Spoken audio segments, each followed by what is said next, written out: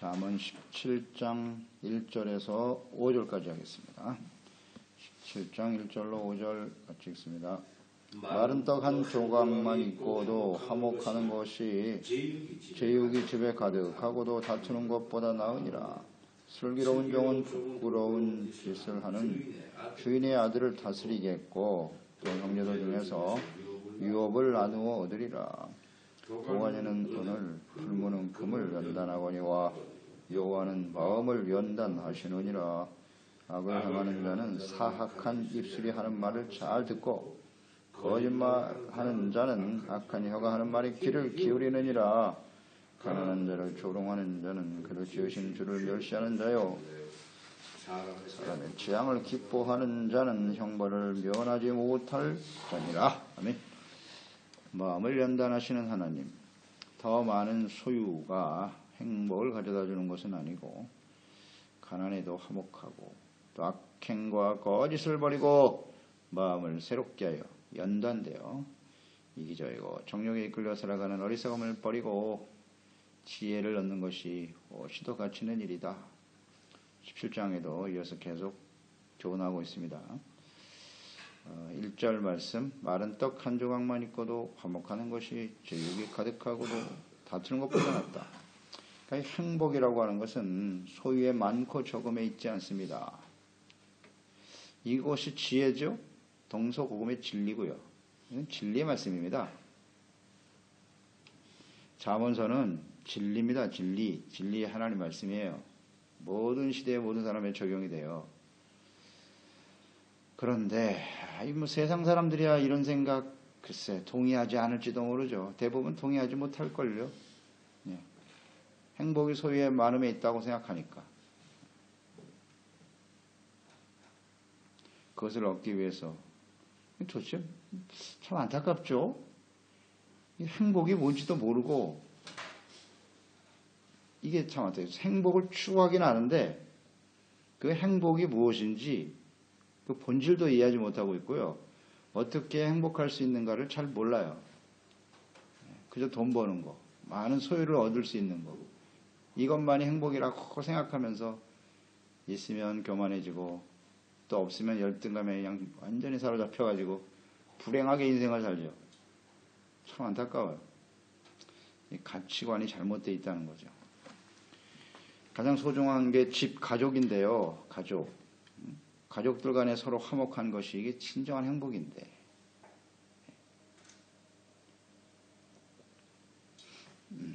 다툼이 계속 일어난다. 제육이 많아도 재산이 많아도 좋은 음식 먹고 살아도요. 다툼이 있는 곳엔 행복이 없어요. 당연하죠. 이 다툼의 원인이 무엇이뇨? 정욕이다. 그러니까 서로 욕심을 버리지 못하면 다툼은 계속될 것이고 화목이라고 하는 것은 자신의 뜻과 욕심, 주장을 내려놓는 거죠. 용납하는 거잖아요. 화목. 용서하고 이해하고 십자가죠.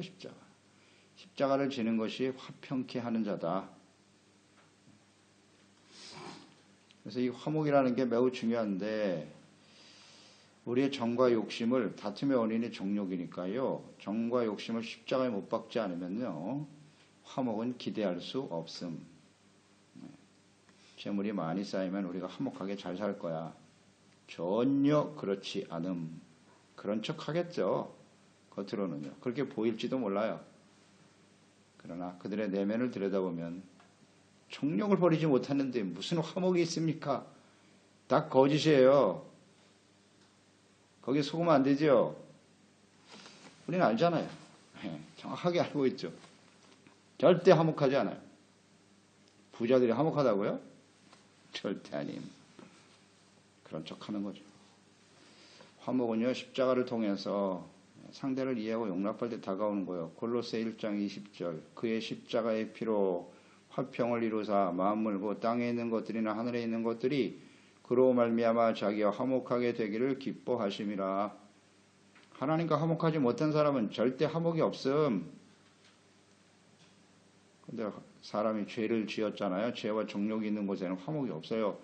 그래서 하나님께서 하나님의 아들을 십자가에 내어주시고 용서하시면서 화목하게 되는 거거든요.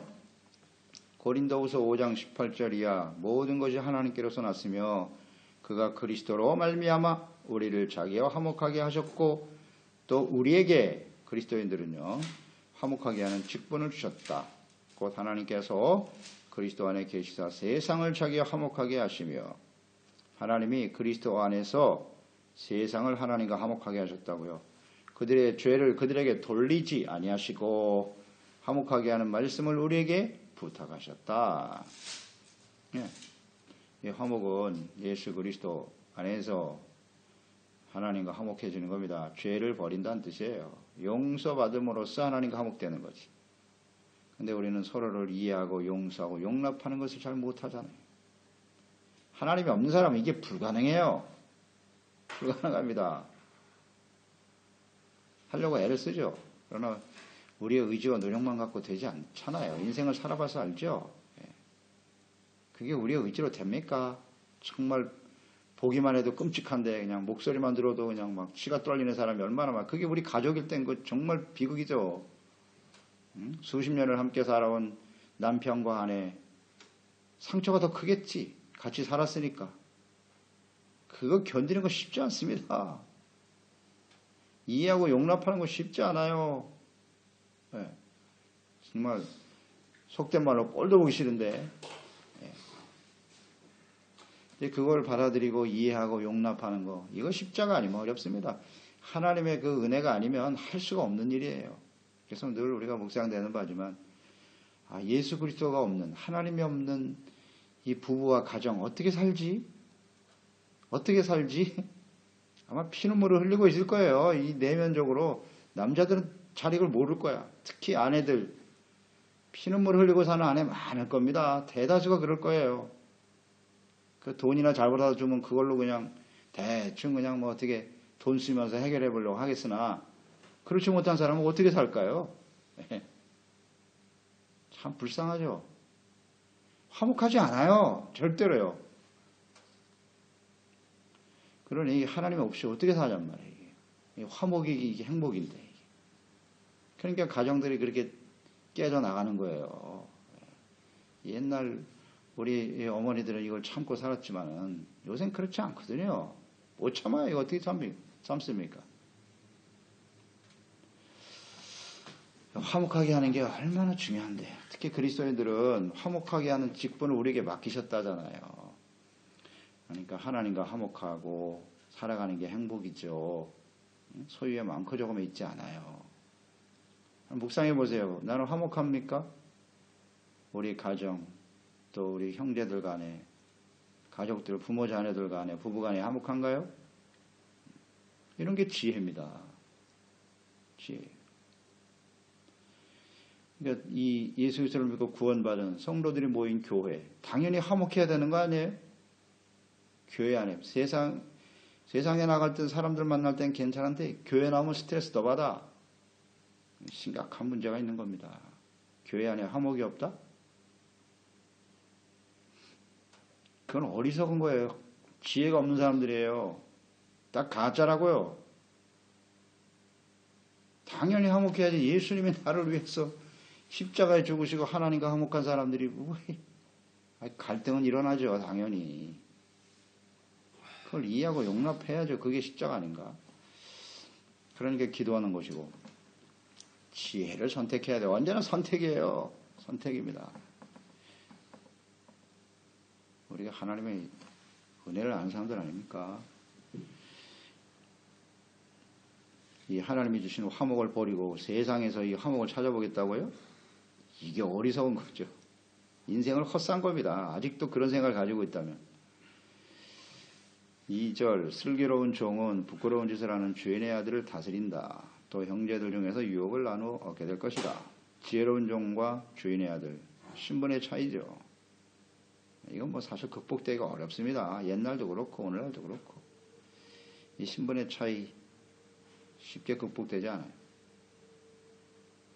그런데 지혜로운 자가 훨씬 더 가치 있고 복된 삶을 살 수 있다는 거예요. 비록 종이라도 지혜로운 자가 더 가치 있는 삶을 살게 된다.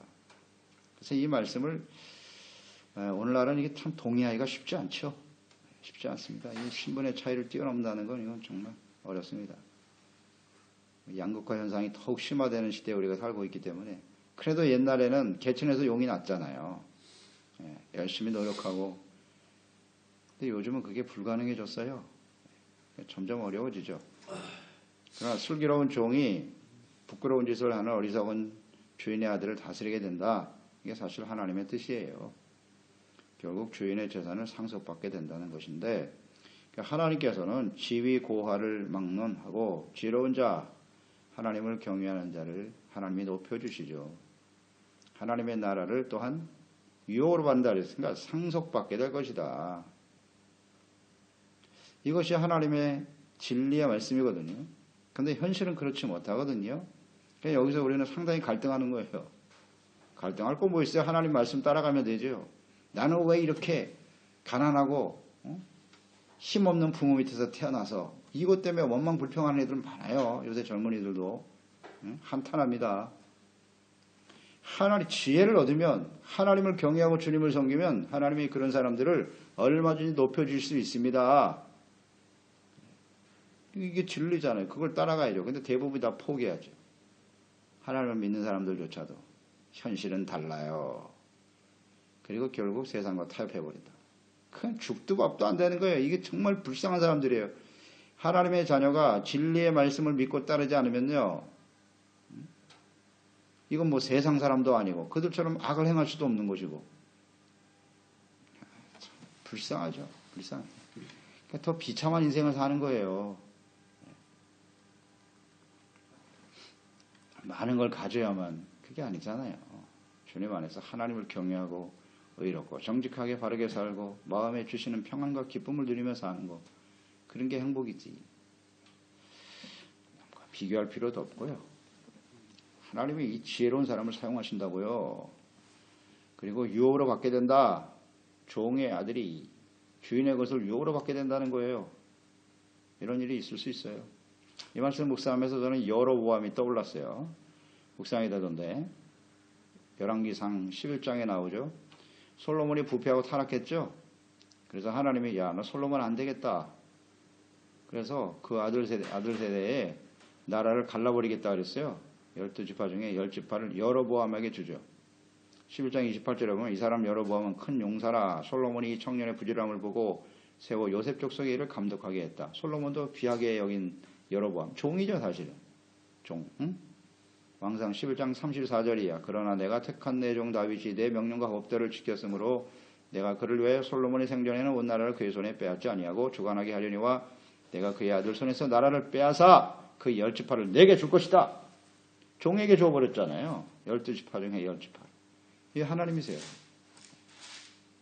주인의 아들 르호보암은 2지파만 차지하게 하셨고 그런 겁니다.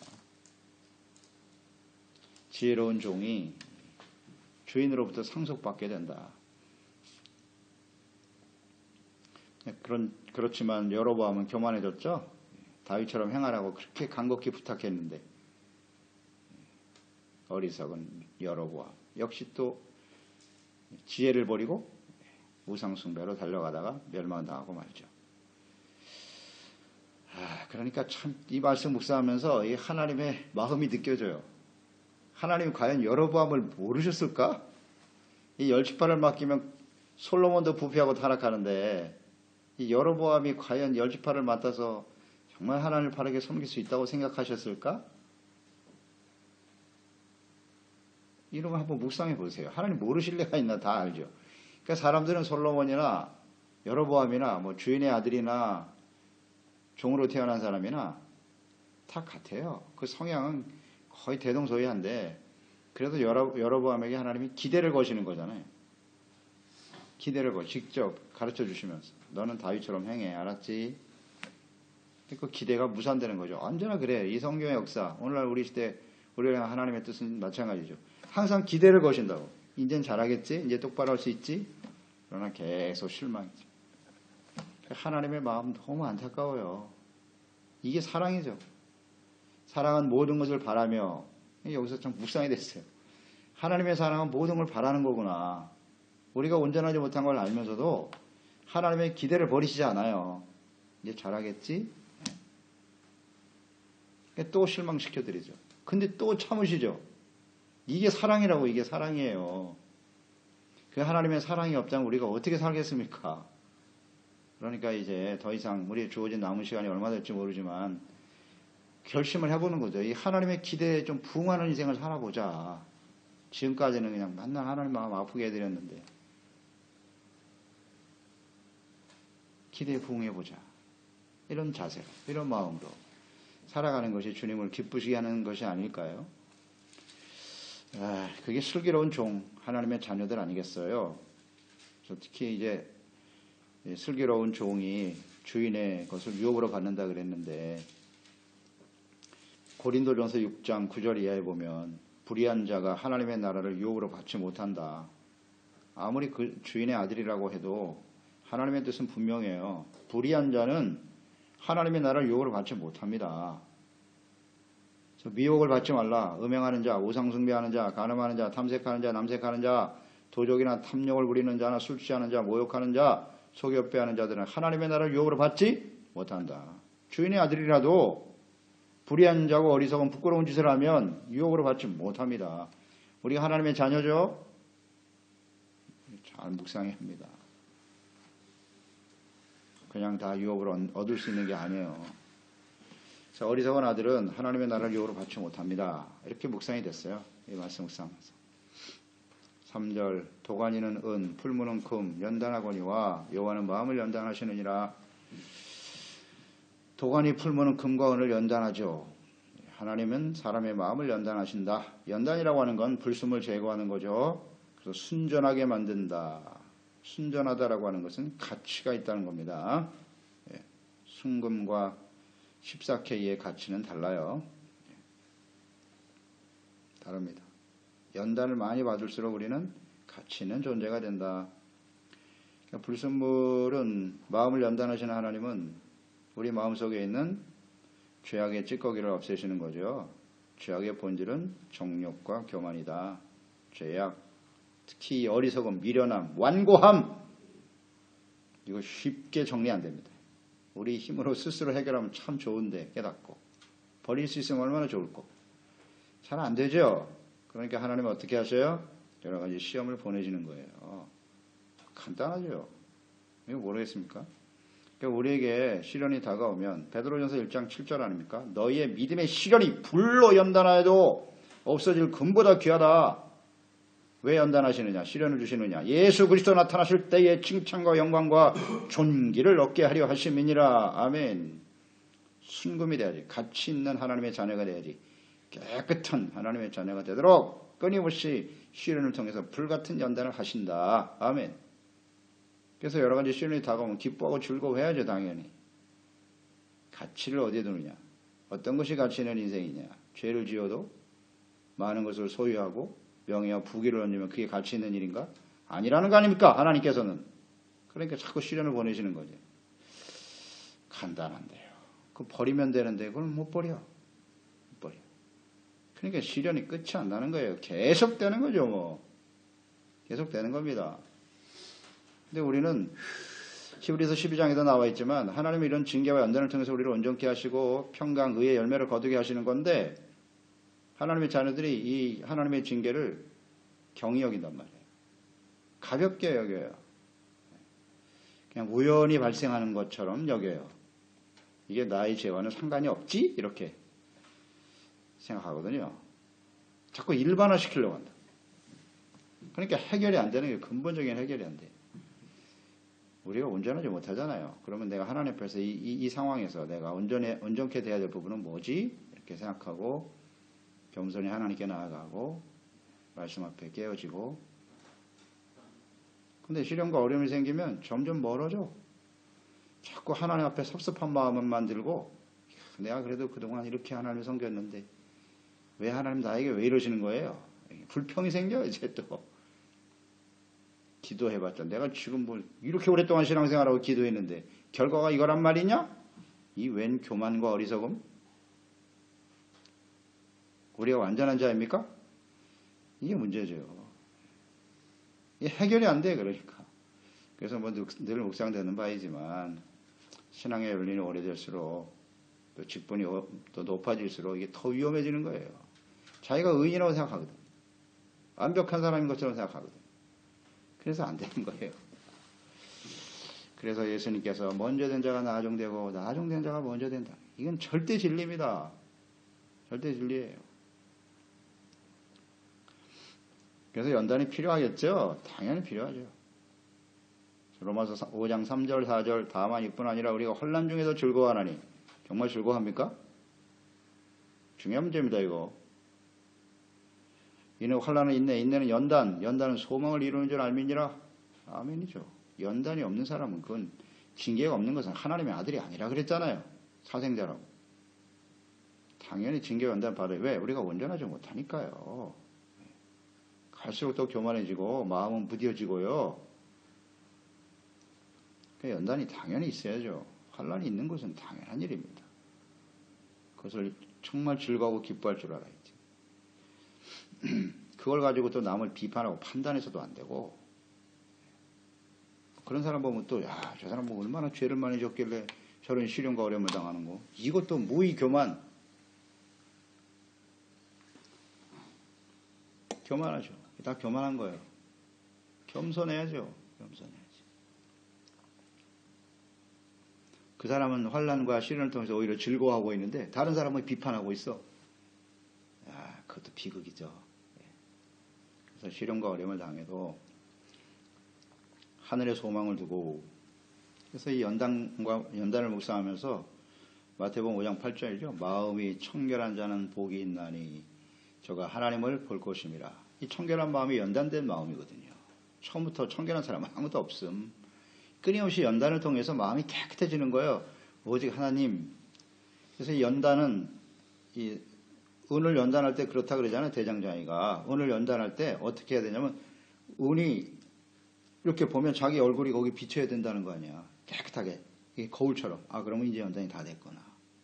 마찬가지예요. 우리의 마음이 연단돼서 깨끗해지면 하나님의 얼굴이 거기 투영이 되는 거예요. 이렇게 딱 나타난다고. 이게 진짜 청결한 마음이거든요. 그래서 나 자신이 나타나면 아직도 불순물의 찌꺼기가 많은 거고, 계속 연단되면 오직 하나님, 오직 예수 그리스도만 탁 나타나는 거예요. 하나님을 보게 되는 거예요. 사람들이. 나도 보지만 사람들이 나를 통해서 예수님과 하나님을 보게 되는 거죠. 그렇지 않나요? 저는 그렇게 묵상해야 되는데요. 그렇게 될 때까지 계속 연단하시는 거예요.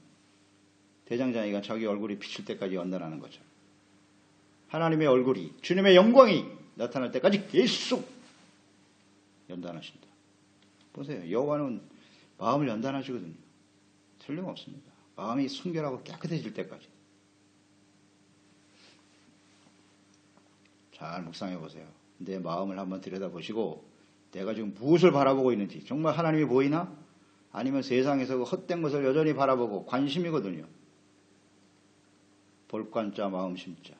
내 마음은 무엇을 바라보고 있느냐? 나도 알고 사람들이 보면 다 알아요. 4절 악을 행하는 자는 사악한 입술을 하는 말을 잘 듣고 거짓말하는 자는 악한 혀가 하는 말에 귀를 기울인다. 내가 악한 사람이냐 아니냐. 거짓말하는 자는 무엇을 보면 알 수 있다? 내가 어떤 말에도 솔깃하냐? 어떤 걸 더 듣기를 좋아하나? 남의 말하고 중상모략하고 비방하고 헐뜯는 말에 더 많은 관심을 갖고 있어? 그러면 나는 악한 자입니다. 뭐 그대로죠. 나는 거짓말하는 걸 좋아하는 사람이에요. 무엇을 듣기를 좋아하는가를 보면 알아요. 5절 가난한 자를 조롱하는 자는 그를 지으신 주를 멸시하는 자다. 사람의 재앙을 기뻐하는 자는 형벌을 면하지 못한다. 그렇죠. 이 가난한 자는 불쌍히 여기고 도와줘야지 멸시하고 조롱하면 안 돼요. 이건 하나님을 멸시하는 겁니다. 마태복음 25장 31절 이하죠. 양과 염소의 비유로 말씀하셨어요. 예수님이 오셔서 34절에 그때 임금이 그 오른편에 있는 자들에게 이르시되 내 아버지께 복을 받을 자들이요 나와 창세로부터 너희를 위하여 예비된 나라를 상속받아라. 천국으로 들어갑니다. 어떤 사람이 헐벗고 굶주리고 가난하고 옥에 갇힌 사람들을 돌봤다. 제가 언제 그랬는데요? 임금이 대답하여 이르시되 내가 진실로 너에게 이르노니 너희가 여기 내 형제 중에 지극히 작은 자, 가난한 사람이다. 소외된 사람들, 이런 사람들에게 한 것이고 내게 한 것이다. 주님은 이걸 귀하게 여기세요. 언제 하나님의 마음은 가난한 자, 소외된 자, 고통받는 자들에게 하나님의 마음은 거기에 있다고요. 그들을 진심으로 섬긴 자가 하나님의 나라를 유업으로 받게 된다. 이게 지혜죠. 지혜입니다. 근데 어리석고 교만한 자들은 이런 사람들을 조롱해요. 멸시해요. 싫어해요. 자기 자신 자체도 미워해. 가난한 가운데 살아가는 자기 자신을 용납을 못해. 참 불쌍하죠. 비극적인 인생입니다. 오히려 그걸 기뻐하고 주님과 화목하고 진정한 인생의 가치가 뭐냐 이거 확신하면서 좀 예수 믿는 사람들이 이렇게 살아야 되지 않나요? 좀 당당하고 뭐 가진 게 없다고 그냥 주눅 들어가지고 내 인생은 왜 이렇게 불행한 이건 아니거든요. 우리 인생이 전부가 아니잖아요. 영원한 하늘나라의 소망을 바라보면서 의롭고 진실하게 지혜롭게 사는 게 최고의 가치다. 확신 있게 인생을 살아야죠. 이런 사람들이 지혜로운 사람들입니다. 기도하겠습니다. 하나님 아버지, 오늘도 지혜의 말씀을 듣고 묵상할 수 있도록 인도해 주심을 감사합니다. 무엇보다도 예수 그리스도 안에서 우리의 모든 죄를 용서해 주시고 하나님과 화목하게 하심을 감사합니다. 당연히 저희들은 이 땅에 우리 사랑하는 소중한 가족들과 지체들과 화목한 삶을 살아가는 것, 이게 행복이 아닌가요? 아무리 많은 것을 누려도요, 정욕이 있는 곳에는 다툼이 있을 수밖에 없어요. 절대로. 이건 진리입니다. 그래서 우리 주님 안에서 화목을 누리고 또 하나님께서 주시는 지혜를 가지고 살면 하나님께서 높여주십니다. 그런 사람들을 귀하게 여기세요. 그리고 하나님의 나라를 유업으로 받게 된다는 것 확신하게 하시고요. 우리의 마음은 언제나 이 약한 세대에서 더럽혀지죠. 죄로 더럽혀질 수밖에 없는데 물을 지킬 만한 보다 내 마음을 지켜라. 생명의 근원이 에서 난다고 하셨는데 하나님 우리의 마음을 끊임없이 연단하셔서 깨끗하고 청결한 마음 되어 하나님께 대한 소망과 또 하나님을 바라보게 하시고 우리를 통해서 많은 사람들이 하나님과 예수 그리스도를 발견할 수 있도록 우리를 끊임없이 연단하시고 온전케 하신 주님을 찬양합니다. 늘 주님 안에서 이것 때문에 감사하고 기뻐하고 겸손히 주님을 따르는 지혜로운 종들이 다 되게 하소서. 예수님의 이름으로 기도드리옵나이다. 아멘. 잠언 17장